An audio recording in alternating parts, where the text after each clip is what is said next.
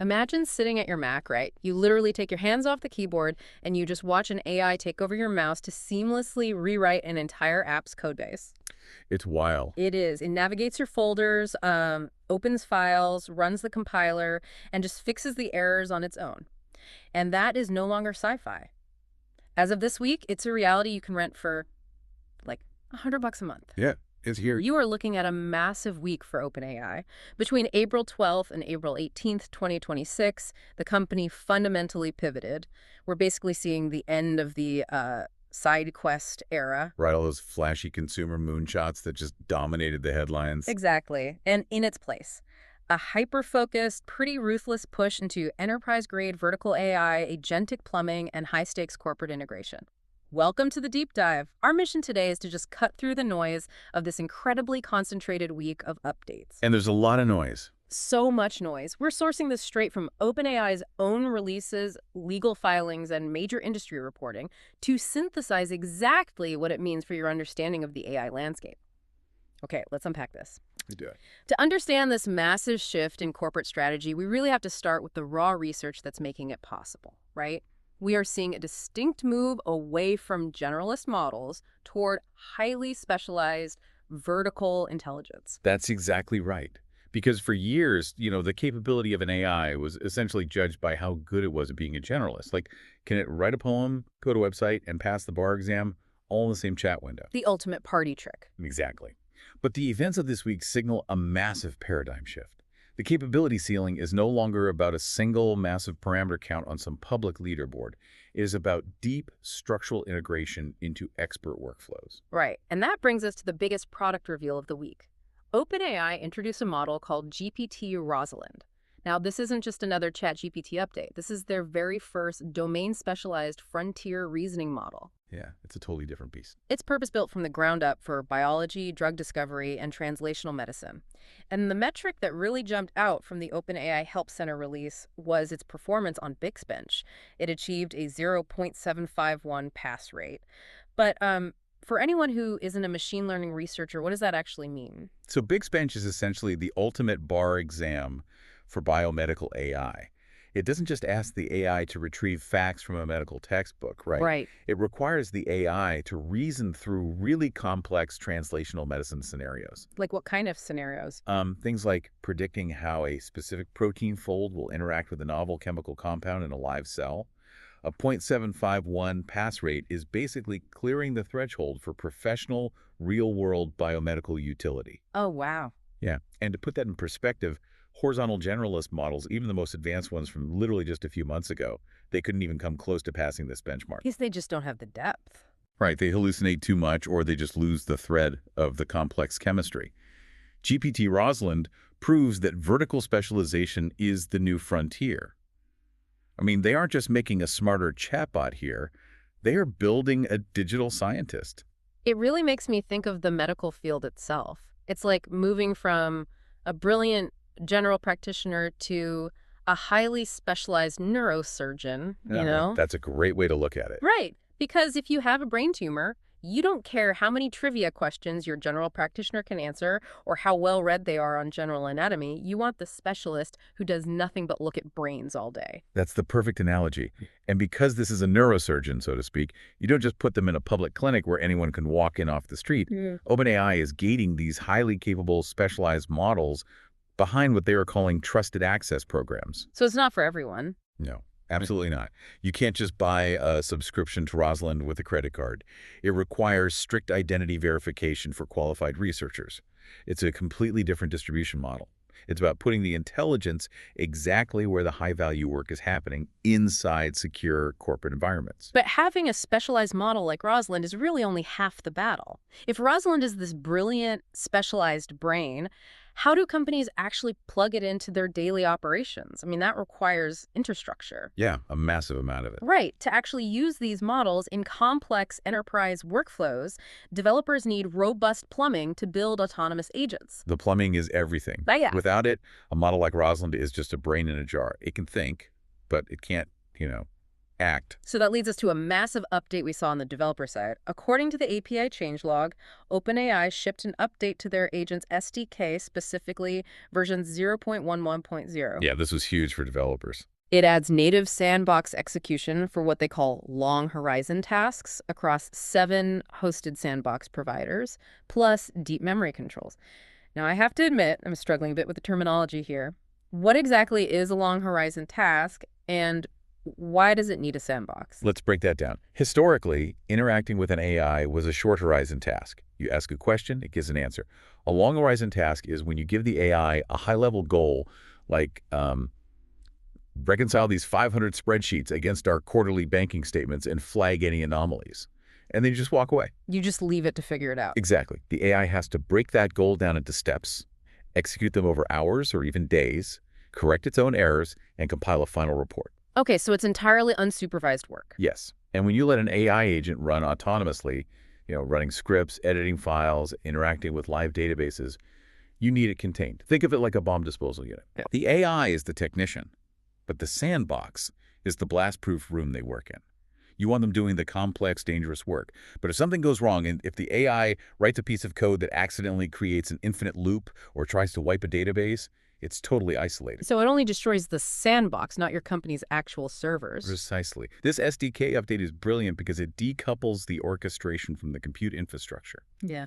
Enterprises can use their own secure sandbox providers.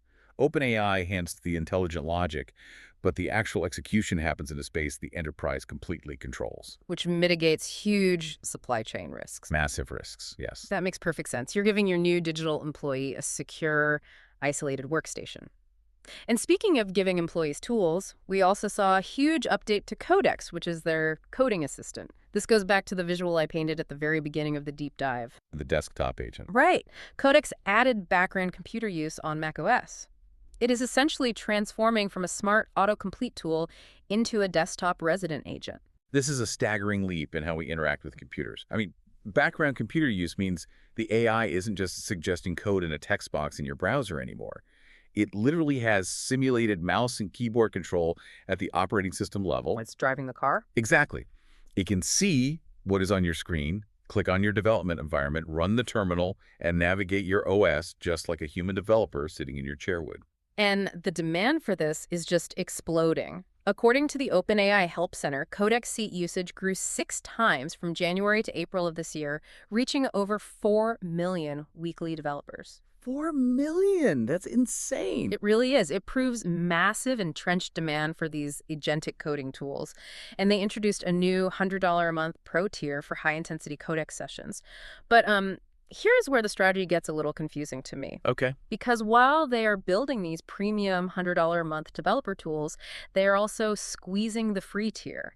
We saw reports that ChatGPT ads are rolling out to free and go tier users in Australia, New Zealand, and Canada. Yeah, that made some waves. Right. And at the same time, business tiers received a massive workspace analytics overhaul. Well, the Workspace Analytics update is crucial for enterprise adoption.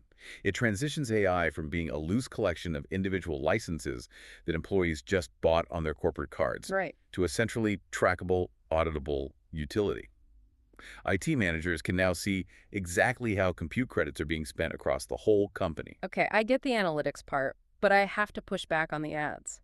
Wait, if they're pushing so hard into premium enterprise solutions and they are bringing in huge corporate contracts, why risk annoying their hundreds of millions of free users with banner ads? It does seem counterintuitive. Doesn't it feel a bit cheap for a company at this valuation? Why muddy the waters with an ad-supported tier? Because the inference costs are absolutely astronomical. We talk a lot about the cost of training an AI, but the cost of running it, which is called inference, is a constant burning expense. Just keeping the lights on. Right. When you have roughly 900 million consumer users querying a model every single day, the server costs are unimaginable. The U.S. ad pilot alone already hit a $100 million annual recurring revenue run rate. Wow, $100 million just on the pilot. Yeah. So monetizing the consumer base through ads offsets the massive compute required to build these high-end agentic tools and specialized models like Rosalind. It's not about being cheap, it's an economic necessity. The free users are essentially subsidizing the R&D for the enterprise tier. And speaking of those astronomical compute costs, all of these new models, these native sandboxes and these agentic workflows require an unprecedented amount of physical infrastructure. The chips, the cooling, the electricity. But this week, OpenAI hit a major geographical roadblock on that front. They certainly did, and it was a very public, very unusual pivot for them. Right, so sourced from reporting by Bloomberg and Nscale, we learned that OpenAI formally withdrew from the Stargate Norway project. They walked away from a 230 megawatt data center lease in Narvik, Norway. Which is huge. Massive. And as a result, Microsoft is absorbing the capacity and deploying over 30,000 NVIDIA Rubin GPUs at the site instead. And I'm really struggling to understand the Norway decision here. I mean, OpenAI just closed a $122 billion funding round. They have plenty of cash. They have more cash than almost any private startup in history. Why on earth are they walking away from a massive data center and letting Microsoft take the keys? Can they just not afford the concrete and steel? It's not about being able to afford the concrete. It comes down to capital expenditure risk versus operational agility. A 230 megawatt facility is unfathomably huge. We are talking about the power draw of a small city. Right. Building out physical data centers of that scale, especially in international environments, is incredibly complex. You aren't just buying servers, you are negotiating with local municipalities for power grid access, dealing with international regulatory compliance, managing complex physical supply chains for cooling equipment, and navigating local labor laws. So it's a massive distraction from their core business. Precisely. Azure Microsoft's cloud division is designed to absorb those physical and financial risks. They already have the global infrastructure footprint. By letting Microsoft take the lease and install those 30,000 GPUs, OpenAI ensures that the compute power will exist for them to rent without having to actually manage the property. They just want to plug in. Exactly. OpenAI wants to be the brain. They do not want to be the power plant. This signals some serious friction in executing their massive Stargate infrastructure vision independently outside the U.S. It deepens their operational reliance on Microsoft, but it keeps their balance sheet focused on intelligence, not real estate. That makes a lot of sense when you frame it around risk. But, as OpenAI builds these more powerful vertical models and consolidates their computing power, the physical and digital security stakes are escalating dramatically. Which brings us to a really tense part of this week's news: safety, policy, and governance. Here's where it gets really interesting. No. Because we are seeing the tension between capability and control become very, very visible. It is the defining tightrope of their current era. Exactly. OpenAI launched a cyber-permissive variant of their model called GPT 5.4 Cyber, which was detailed in their preparedness framework. What this means is they intentionally lowered the refusal boundaries for vetted defenders and rolled this out alongside an expanded trusted access for cyber or TAC program. Right, the TAC program. It basically operationalizes a scale with verification model. It allows security professionals to use the AI for things like binary reverse engineering and vulnerability analysis without triggering the standard safety filters that would normally just shut the conversation down. And this raises a fundamental question about how we define safe AI. A standard consumer AI model is hard-coded to refuse a prompt asking how to reverse engineer a piece of malware. Because it looks bad. Exactly. Yeah. To the AI safety filter, that looks like a malicious attack. It looks like someone trying to build a better virus. But a cybersecurity professional literally needs to do exactly that. They have to dissect the malware to build the defense. Right. A heavily censored AI is useless to them, so GPT 5.4 Cyber removes those training wheels. But the catch is, it's only available to users whose real-world identities have been strictly verified. But the timing of lowering those digital guardrails for professionals is incredible because the real-world pressure surrounding OpenAI's safety guardrails is reaching a boiling point. And it's important to note here for you listening, we are just looking purely at the legal filings and the news reports. We aren't taking any stance on corporate liability or weighing in on the politics of these events at all. No, strictly the facts of the filings. But looking strictly at the documents, the sheer scale of the legal and physical pressure this week is unprecedented. Yes. The reports from the SF Standard and the various legal dockets paint a very intense picture of the environment they are operating in right now. Right. The Florida Attorney General launched a formal criminal investigation into OpenAI following a tragic 2025 shooting, specifically seeking to review chat logs to see if the AI's guardrails failed. And in the exact same week, CEO Sam Altman's San Francisco home suffered a second physical attack in 48 hours involving a firearm discharge. It's an incredibly volatile situation. It is, again, without getting into the politics of it, just from a systems perspective. How does a company balance this? I mean, they are intentionally lowering safety guardrails for GPT 5.4 cyber for professionals while simultaneously facing criminal probes over whether their consumer models are safe enough. It perfectly illustrates the ultimate duality of their new corporate strategy.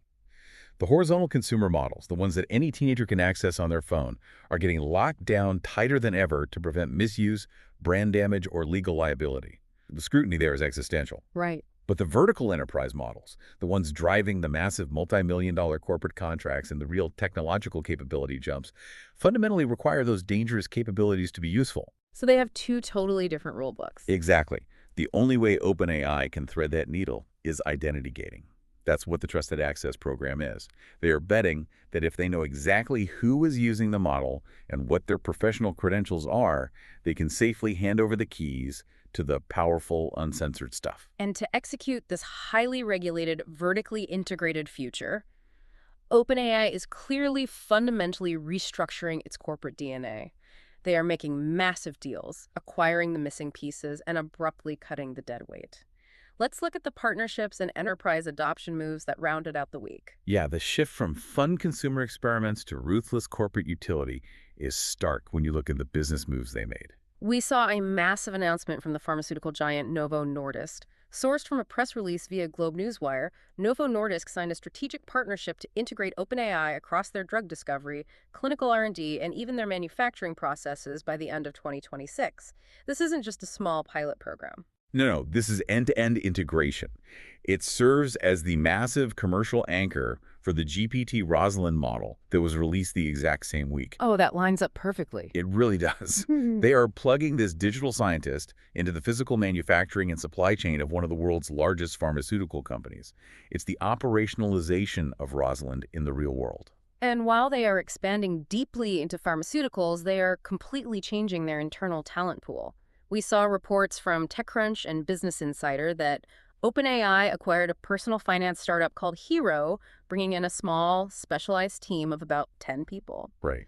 But just days later, 3 high-profile senior executives, Will, Peebles, and Rhiannon, departed the company as OpenAI abruptly shut down consumer side quests, like the Sora video generation app. The shuttering of Sora is perhaps the most telling detail of the entire week. Yeah. Sora was culturally dominant. I mean, it made incredible viral videos that flooded social media. Everyone was talking about it. Everyone. But it cost an estimated $1 million a day in compute to run. Video generation is incredibly compute intensive. And while it creates great viral marketing for consumers, it does not offer the reliable, recurring enterprise value that a specialized reasoning model or a desktop coding agent does. That is an incredible insight. Shutting down a flashy, culturally dominant project like Sora just to turn around and buy a boutique 10-person personal finance app, it perfectly encapsulates this whole week. They are officially trading virality for vertical depth. Exactly. They are looking at the math and saying, we don't need to make cool videos. We need to automate global finance and cure diseases. That perfectly synthesizes the week of April 12th to the 18th, 2026. Right. This was the exact moment OpenAI officially grew up. They traded horizontal generalism and the chaos of lab entropy for vertical specialization, rigorous enterprise discipline, and strict governance. From the debut of Rosalind to the robust agent SDK sandboxes to walking away from the physical burden of Stargate Norway, every single move was coldly calculated. They are fortifying their position as the foundational enterprise infrastructure provider of the 21st century rather than just a company that makes a clever chatbot. But, as these specialized agentic models become deeply embedded in everything from clinical drug discovery to our personal financial planning, it leaves us with a massive question about the future of accountability. A very tricky question. What happens to the concept of human error? When an AI is operating as an autonomous desktop resident agent, literally taking control of the mouse on your Mac to make high-stakes, unsupervised decisions, the line between a software tool and a digital employee vanishes completely. It's totally blurred. If an agentic AI makes a catastrophic mistake in a pharmaceutical supply chain or rewrites a bank's code base with a fatal flaw, who is responsible? The developer. The enterprise sandbox provider, the model itself. How will our legal, social, and economic structures adapt when the software itself has agency? It's something to think about as this technology moves from the lab into the very infrastructure of our daily lives. Thanks for joining us for this deep dive. Catch you next time.